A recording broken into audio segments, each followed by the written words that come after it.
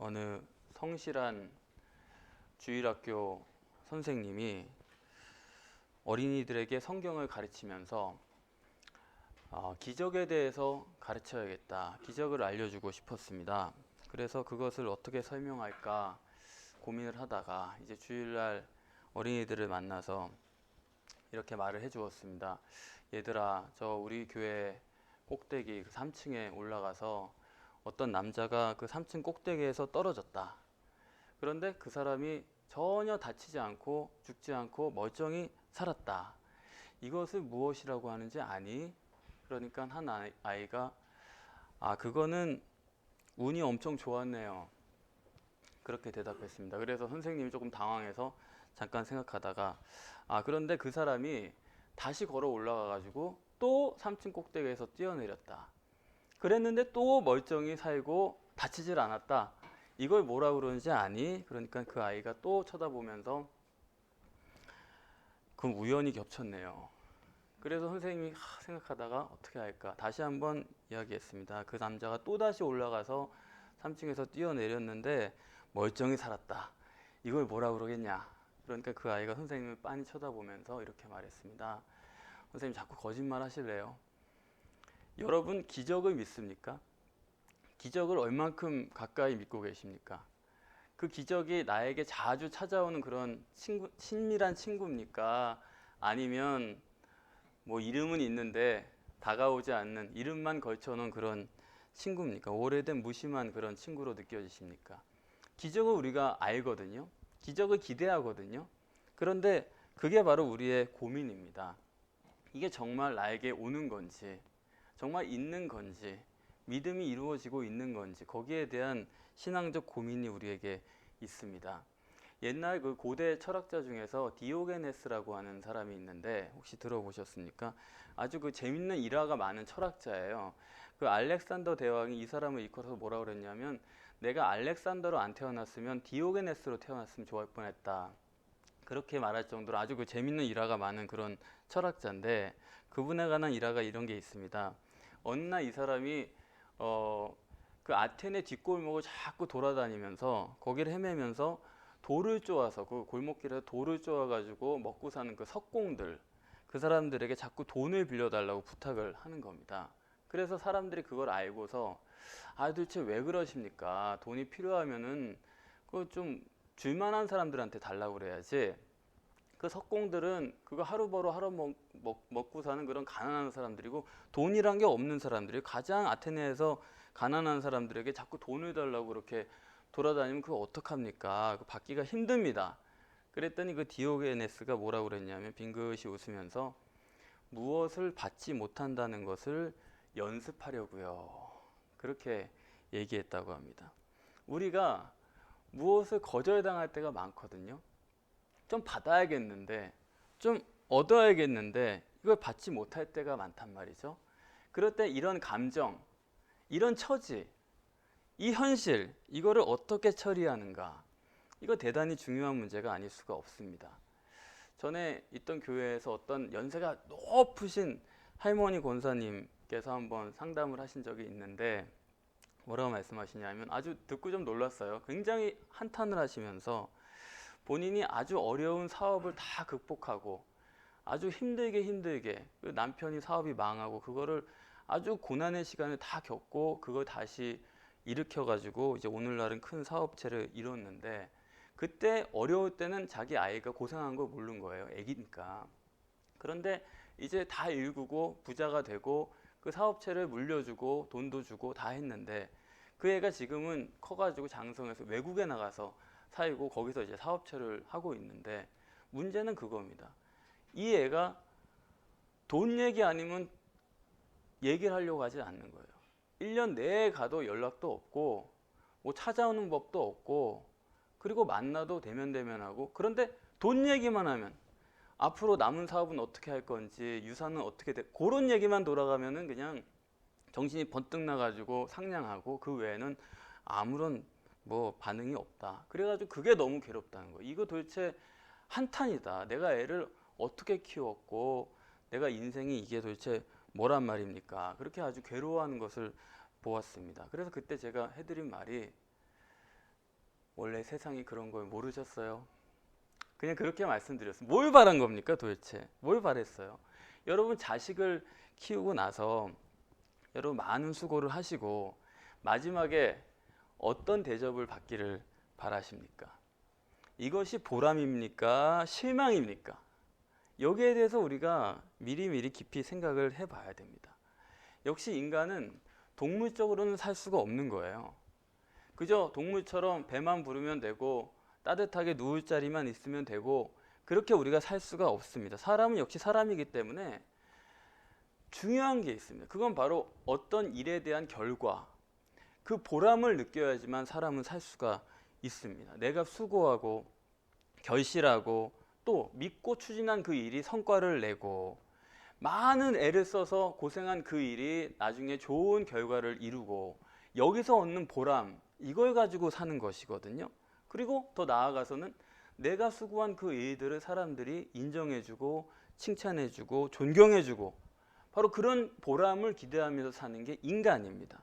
그러니까 인간에게 있어서 가장 큰 고통은 뭐냐 하면 그건 인간만이 가질 수 있는 고통인데 그건 바로 수고한 것에 대한 보람이 없다는 거, 실망하는 거. 이건 인간만이 가지는 인간의 고통입니다. 그러니까 배고픈 것과는 달라요. 이게 병든 것과는 또 다른 겁니다. 내가 기대한 것이 이만큼 있는데 수고했는데 이제 와서 보니까 그게 말짱 헛거다. 이렇게 된다면 그 실망이 있다고 한다면 그거는 엄청난 고통으로 다가오게 되는 것입니다. 오늘 본문에 이 실족이라는 말이 나오는데 이거 헬라어로는 스칸달론이라고 하거든요. 스칸달리조라는 동사에서 나온 스칸달론인데 이거를 실족이란 말로 썼지만 오늘 우린 조금 바꿔서 생각을 해보는 게 좋을 것 같아요. 실망이라는 말로 바꾸겠습니다. 나로 인해서 실족하지 아니하는 자가 복이 있다 말씀하셨는데 이걸 바꿉시다. 나로 인하여 실망하지 않는 사람은 복이 있다. 지금 내가 어떤 처지에 있든지 내가 어떤 고난을 당하더라도 주님의 제자 된 것으로 만족하고 주님의 사람이란 것으로 만족하고 또 주님이 우리에게 약속해 주신 저 하늘나라를 바라보면서 만족하고 내가 오늘 어떤 고난의 처지에 있다고 하더라도 실족하지 않는 자, 그 사람은 복이 있다. 예수님의 말씀입니다. 지금 여기는 세례 요한이 나옵니다. 세례 요한은 아시는 대로 예수님보다 6개월 먼저 이 세상에 왔고 올 때부터 길이 정해져 있었어요. 너는 메시아의 길을 예비할 사람이다. 주의 길을 미리 개척할 사람이다. 그것을 위해서 이 세상에 온 사람입니다. 그리고 그것을 또 본인이 다 흡족하게 받아들이고 있어요. 그러니까 다시 말해서 그는 선지자입니다. 선지자로서 가장 영예로운 것은 뭐니 해도 메시아를 증거하는 겁니다. 선지자가 꼭 메시아만을 말하는 건 아니거든요. 여러 가지 사회 문제에 대해서도 말하고 개인의 문제에 대해서도 말하고 다 합니다. 그런데 가장 중요한 건 뭐니 메시아에 대한 예언. 이걸 할 수 있으면 가장 영예로운 것입니다. 그 메시아를 예견하는 것이, 그를 보는 것이 선지자로서는 최고의 영광이고 그리고 가장 본래의 책무라고 말할 수가 있습니다. 그런데 세례 요한은 어떤 사람이냐? 선지자 중에 최고입니다. 예수님 말씀대로라면 여자가 낳은 자 중에서 세례 요한 같은 사람은 없다. 여자가 낳은 사람 중에 최고다. 왜요? 다른 선지자들은 메시아를 멀리서 봤거든요. 600년 전에 봤습니다. 1000년 전에 봤습니다. 멀리서 저기 아주 흐릿하게 메시아를 봤거든요. 그런데 세례 요한은 보라, 세상 죄를 지고 가는 하나님의 어린 양이로다. 눈앞에서 메시아를 가리키면서 말했어요. 바로 앞에서 예언을 한 것입니다. 그러니까 어떤 선지자보다도 영예롭고 어떤 선지자보다 분명하게 말할 수 있었고 그리고 심지어 예수님을 모셔다가 세례까지 베풀었습니다. 아주 눈앞에서. 그리고 그 위에 성령께서 비둘기같이 임하는 것을 눈으로 직접 봤어요. 그러니까 이분이 메시아다. 아주 확실하게 누구보다도 분명하게 증거를 했던 그런 사람입니다. 그렇기 때문에 그런 의미에서 세례 요한은 선지자 중에 최고, 가장 복된 사람이라고 말할 수가 있습니다. 그뿐입니까? 이 사람은 정의를 외친 사람이에요. 회개하라. 천국이 가까웠다. 진리를 외쳤습니다. 또 본인 스스로도 헤롯 왕이 범죄했을 때 그것을 정면적으로 지적하면서 그거 잘못됐다 그런 말을 할 수 있는 의인이었단 말이죠. 그래서 그 일로 인해서 세례 요한이 감옥에 갇히게 되고, 그런데 감옥에 갇혀 보니까 이게 꼭 죽을 것만 같은 거예요. 이게 아주 여기서 벗어날 길은 전혀 없고 이거 정말로 여기 감옥에서 끝날 걸로 상황이 오거든요. 이게 아주 좋지가 않습니다. 그래서 감옥에 갇혀서 약간 낙심했는데 그때 그의 수많은 제자들이 감옥을 찾아왔겠죠. 그래서 그들이 하는 말이 스승님이 말씀하시던 그 예수라는 분이 병 고치고 뭐 별의별 큰일을 다 행하고 수많은 사람들이 그를 따르고 이렇게 보니까 우리가 봐도 정말로 메시아 같습니다. 그런 분이 있는데, 그런데 선생님이 여기 감옥에 갇혀 계신데 그분을 이렇게 예비하고 그분을 모시고 그분을 높였는데 그 메시아가 어떻게 선생님 여기 감옥에 들어와 있는데 한번 찾아와 보지도 않고, 아니 좀 뭐 기적을 행해가지고 그야말로 뭐 헤롯 왕한테 교섭을 하든가 해가지고 감옥에서 좀 빼내줘야지 어떻게 이렇게 나 몰라라 아무 일도 없는 것처럼 이렇게 지낼 수가 있습니까? 메시아가 왔는데, 안 온 것도 아니고 왔는데 지금 그분을 모시고 있던, 그분을 예견하던 그 선지자가 어떻게 감옥에서 죽을 수가 있습니까? 이건 말이 안 되죠. 이게 상식은 아니죠. 이건 그렇게 얘기했던 것 같아요. 그래서 세례 요한이 제자들을 예수님께로 보냅니다. 그래서 오늘 본문에 같이 이 질문이 참 좋지 않아요. 이 질문이 20절에 예수께 나아가 가로되 세례 요한이 우리를 보내어 당신께 말하기를 오실 그이가 당신이 오니까 우리가 다른 일을 기다리오리까. 이 질문이 너무 이게 참, 이런 질문이 있을 수가 없는데 말이죠. 아니 내가 지금 감옥에 들어갔기로서니 예수님께 사람을 보내면서 오실 그분이 당신 맞습니까? 아니면 우리가 다른 사람을 기다릴까요? 이런 질문이 어디 있습니까? 이 정말로 실망스러워요. 도대체 감옥에 들어가 있다고 해서 세례 요한이 이 꼴이 이게 뭡니까? 어쩌다가 이 지경이 된 거예요? 그래서 다른 분을 기다릴까요? 당신 메시아 맞습니까? 이렇게 강요하듯이 이렇게 묻게 되는데 그때 예수님의 대답이 너무나 소중합니다. 예수님 대답하시기를 나로 인하여 실족하지 아니하는 자는 복이 있다. 내가 하는 일을 보라. 소경을 고치고 문둥병자를 낫게 하고 안진뱅이가 일어나고 가난한 자들에게도 복음이 전파되고 죽은 자가 살아나고, 자 이런 것들을 보고 들은 것을 다 너희 스승 세례 요한에게 가서 말하라. 그렇게 했는데 자 이 말을 듣고 세례 요한이 거기에 대해서 어떤 반응을 했을까? 그 너무나 궁금합니다. 그러나 성경에 나와 있지 않고 어쨌든 그는 실망했습니다. 세례 요한은 실망하고 있습니다. 한때는 세례 요한이 분명히 말했거든요. 그분은 흥하여야 되겠고 나는 쇠하여야 하리라. 얼마나 성숙하고 착한 선지자입니까? 그런데 이제 감옥에 들어와 있다고 그래서 오시리가 당신 맞습니까? 아니면 다른 일을 기다릴까요? 이런 질문이 어디 있어요? 그는 실망했습니다. 그는 실족하고 있었어요. 내게 어려움이 있다. 내게 고통이 있다. 그렇다고 해서 하나님의 거룩한 사역에 대한 의심, 그런 실망이 그에게 있었다는 것이죠. 그때에 예수님께서 말씀하십니다. 나로 인해서 실망하지 아니하는 자는 복이 있다. 내 제자가 되고 나와 함께 진리를 따르고 나를 성원하고 나와 함께 가면서 실망하지 않는 사람은 복이 있다. 거기에 깊은 뜻이 있습니다. 혹 병들더라도, 혹 자기가 감옥에 들어가더라도, 자기 소원이 이루어지지 않더라도 나로 인해서 실족치 아니하는 자는 복이 있다. 깊은 뜻이 있습니다. 세례 요한, 그 사람은 의로운 고통에 대한 의미를 몰랐습니다. 이게 세례 요한이 흔들린 부분이에요. 그의 실수입니다. 세상은 어차피 고난이 있거든요. 그 고난 속에 내가 어떤 고난을 당하느냐, 내가 당하는 고난이 그의 수준이요, 그의 영광이요, 그의 가치요, 그의 보람입니다. 그 유명한 일화가 있지 않습니까? 소크라테스가 백성들의 오해를 사가지고 누명을 써가지고 이제 법정에 끌려갔다가 형장으로 다시 가게 되는데 사형을 당하게 되는 것입니다. 그럴 때 사형장으로 끌려갈 때 그 제자들이 따라오면서 울며 불며 이런 일이 있을 수 있습니까? 이거 부당합니다. 이건 잘못됐습니다. 선생님이 어디가 잘못해서 이거 사형을 당합니까? 선생님은 죄가 없는데 어떻게 이럴 수가 있습니까? 울며 불며 따라오니까 그 소크라테스가 뒤로 돌아다 보면서 그렇게 말했다고 하지 않습니까? 그러면 내가 죄가 있어서 죽어야 되겠느냐?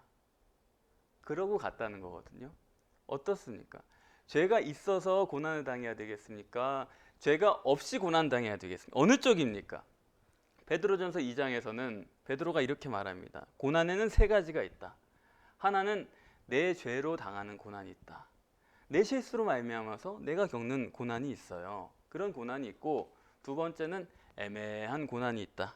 그건 내가 왜 이런 고난을 당하는지 알 수가 없어요. 어쩌다 보니까 그런 고난이 나에게 왔어요. 그냥 당하는 겁니다. 이유를 몰라요. 그런 고난이 애매한 게 있고, 그리고 세 번째는 의를 위하여 참는 고난이 있다. 그렇게 말했습니다.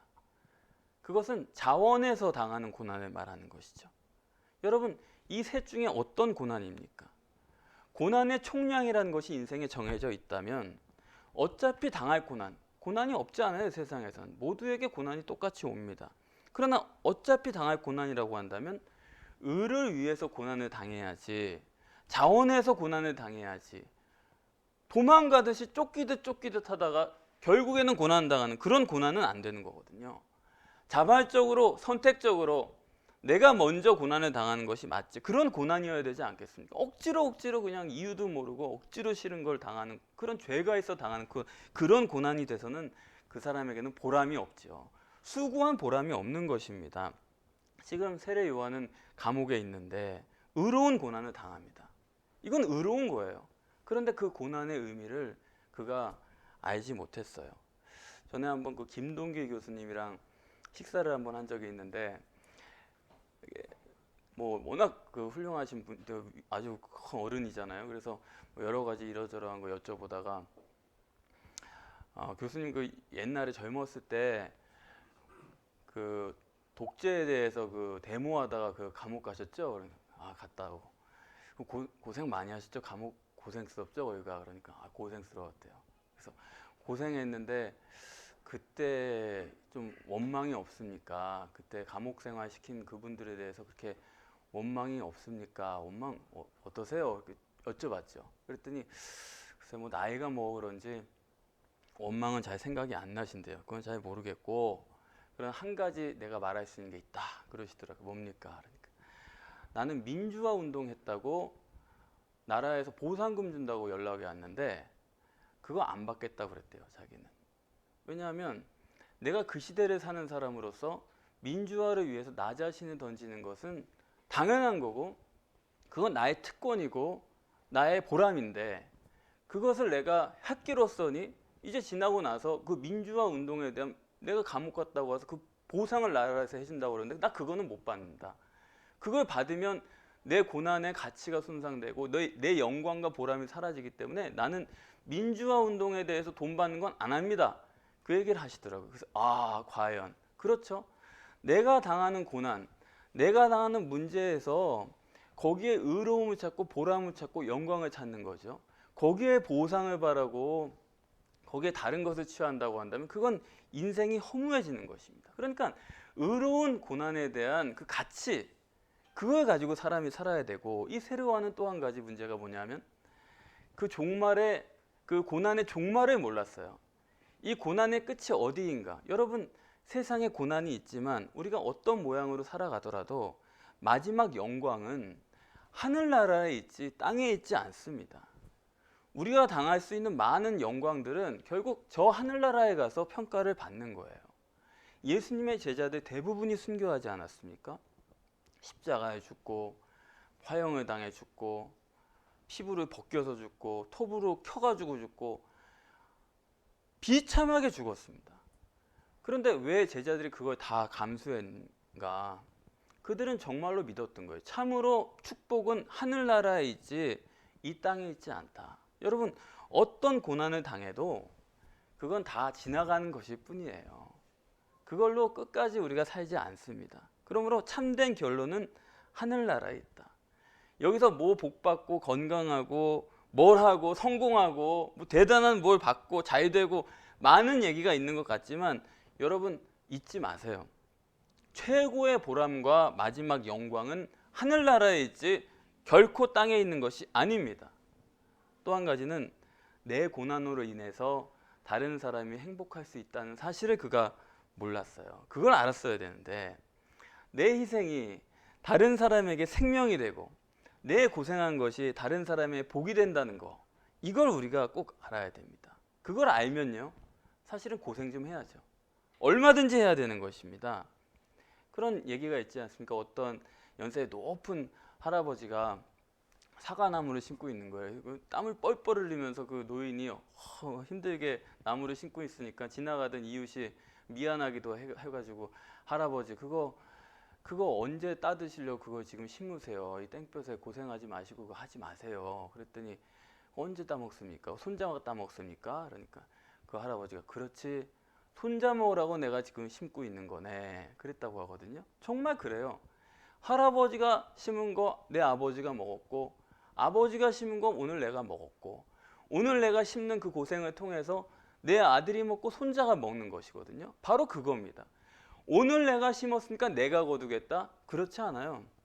오늘 내가 고생했으니까 내일 내가 그것을 받으려고 그렇지 않습니다. 그렇게 되는 게 아니에요. 내가 수고하고 다른 누군가가 거두는 거죠. 또 누군가가 수고했기에 오늘 내가 거두고 사는 것입니다. 그러니까 이게 얼마나 중요합니까?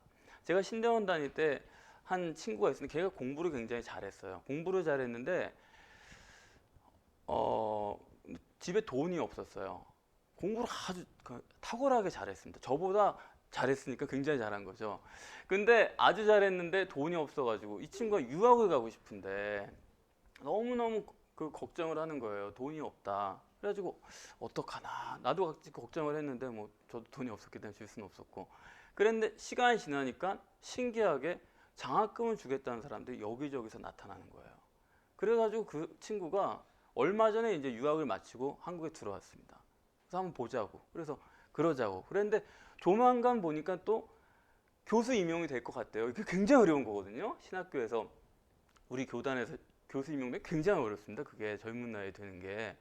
너 어떻게 그렇게 됐냐? 그러니까 그 친구가 하는 말이 자기도 모르게 그렇게 장학금을 주겠다는 사람이 여기저기서 나타났대요. 그래가지고 그분들 찾아다니면서 다 고맙고 또 교수 자리도 이렇게 어떻게 나게 되고 그래가지고 이렇게 잘 됐는데, 그래서 야, 대단하다. 어떻게 그렇게 돈도 없는데 그 유학을 다 했냐? 그랬더니 그 친구가 하는 말이 다 고맙고 감사한데 자기가 생각하는 게 하나 있대요. 그거 뭐냐 그랬더니 우리 아버지가 옛날에 가난한 사람들 많이 도왔거든. 내 마음속으로 그분들 다 고마운데 내 마음속으로 믿는 게 하나 있다. 우리 아버지가 옛날에 돈 좀 있을 때 그때 가난한 사람들 도와주고 장학금도 많이 주고 또 교회도 몇 개 세워주고 그랬는데 그게 지금 나한테 돌아오는 것 같다. 그 얘기를 하더라고요. 정말로 맞는 얘기라고 생각을 해요. 거기서 심었던 걸 그 아들이 지금 먹고 있는 겁니다. 앞에서 심어놓은 걸 오늘 내가 거두고 있다라는 거죠. 그러니까 남이 심어놓은 걸 내가 거두고 내가 심어놓은 것, 그 누군가가 거두게 될 것입니다. 그러니까 멀리 바라보는 이런 게 있어야지 당장 조금 수고하고 내가 좀 받으려고 당장 해가지고 내일 또 내가 거두겠다고 복 받으려고, 그거는 아니. 오늘 일하고 당장 거두겠다는 그거 이제는 하지 맙시다. 이거 얄팍한 거 이거 그만해야 됩니다. 내 희생을 통해서 다른 사람에게 기쁨이 가고 내 수고를 통해서 내 자식이 살고 또 어떤 때는 내가 죄인됨으로 인해서 다른 사람이 의인이 될 수도 있는 거예요. 그러한 기쁨을 가진 사람만이 실족하지 않을 수 있습니다. 낙심하지 않을 수 있습니다. 왜냐하면 오늘 부지런히 심어놓기만 하면 되니까요. 그 후속 결과에 대해서는 생각할 것이 없어요. 부지런히 심어만 놓으면 적어도 내 자식이 다 거두게 될 테니까 그거는 염려하면 안 됩니다. 언젠간 거두게 될 것이거든요. 바로 그 속에 우리가 있는 것이, 그게 바로 은혜예요. 그리고 좀 더 나아가서는 내 수고를 통해서 하나님의 나라가 확장되고 있다는 것을 알았어야 합니다. 예수님의 그 거룩한 역사, 이미 세례 요한이 먼저 와서 그 길을 닫고 회개하라 천국을 갖고 왔느니라. 천국이 뭡니까? 예수님이거든요. 천국이 가까웠다. 마음의 준비를 다 시켜놓고 그 영적 관심도를 다 조성해 놓고 그리고 심지어 세례 요한의 제자들이 그대로 예수님의 제자로 옮겨갑니다. 바로 그렇게 됐거든요. 세례 요한의 제자, 뭐 사도 요한이든지 우리가 아는 베드로든지 안드레든지 그런 사람들이 전부 다 세례 요한 밑에서 배우던 사람들이에요. 그 사람들이 보라 하나님의 어린 양이라도 하니까 그대로 예수님께 옮겨갔거든요. 그러니까 모든 걸 예비하고 제자들을 그대로 양도하고 예수님을 위해서 그가 귀한 일을 했어요. 그러니까 예수님 혼자 시작해가지고 그 일을 한 게 아니고 이미 다 세례 요한이 마련해둔 터 위에서 예수님은 시작하신 것입니다. 그러니까 여기까지 하고 위대한 역사를 그렇게 가까이 이루었으면 이제 죽어가면 되지. 이제 그것이 또 못마땅해가지고 오시리가 당신입니까? 다른 일을 기다릴까요?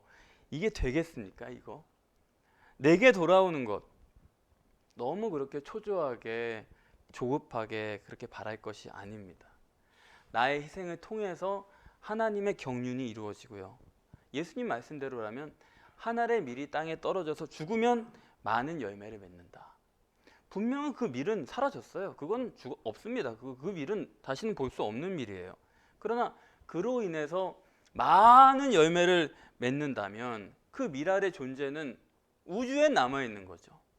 온 우주에 그것이 확장돼서 남아있는 것입니다. 그 하늘의 밀은 그 죽는 그것은 사라진 건 절대로 잘못된 일은 아니라는 거죠. 우주의 입장에서 볼 때 그는 있는 거예요. 바로 그겁니다. 그렇기 때문에 여러분 우리가 자그마한 일이지만 내가 조금 참으면 모두가 행복해지고요. 내가 조금 더 수고하면 모두가 편안해지고요. 내가 조금 침묵하면 모두가 의인이 될 수가 있는 것입니다. 그러니까 내가 수고해서 오늘 거두려고 하지 말고 오늘 내가 희생해서 또 내일 거두겠다 그런 생각도 말고요. 사람으로부터 칭찬받겠다, 인정받겠다 그런 생각도 다 접어두고 이런 내가 가지는 인간적인 이 정욕적인 이 세상적인 찰나적인 이런 중심적인 생각 다 버리고 그것 때문에 실망하는 유감스러운 일은 우리는 없어야 될 거예요. 그저 부지런히 사랑하고 부지런히 심고 부지런히 배우고 또 기뻐하고 마지못해 하는 게 아니라 마지막까지 이름 없이 빛도 없이 썩어지는 미랄로 그렇게 지나가면 그것을 반드시 거둡니다. 안 거두지 않아요. 언젠가는 어마어마한 열매를 맺게 될 것입니다. 그것을 내다보는 사람이 선지자요. 그것이 바로 그리스도인입니다. 그래서 예수님의 마음을 헤아리면서 예수님은 그런 말씀을 주고 싶은 거예요. 자, 가는 걸 봐라. 이 기적이 일어나는 걸 봐라. 이게 다 세례 요한의 것이죠. 이게 남의 것이 아니에요. 세례 요한으로부터 있은 것이니까 봐라. 이 메시아의 역사다. 그 예수님이 나를 향해서 말씀하시는 그 마음을 헤아리면서 나아간다고 한다면 우리는 어떤 상황에서도 절대로 실망하지 않을 것이고 오늘 내가 심는 것들은 모두 열매를 거두고 그것은 확실한 보람으로 그것을 내다보는 시각으로 우리에게 남아있을 것입니다. 기도하겠습니다.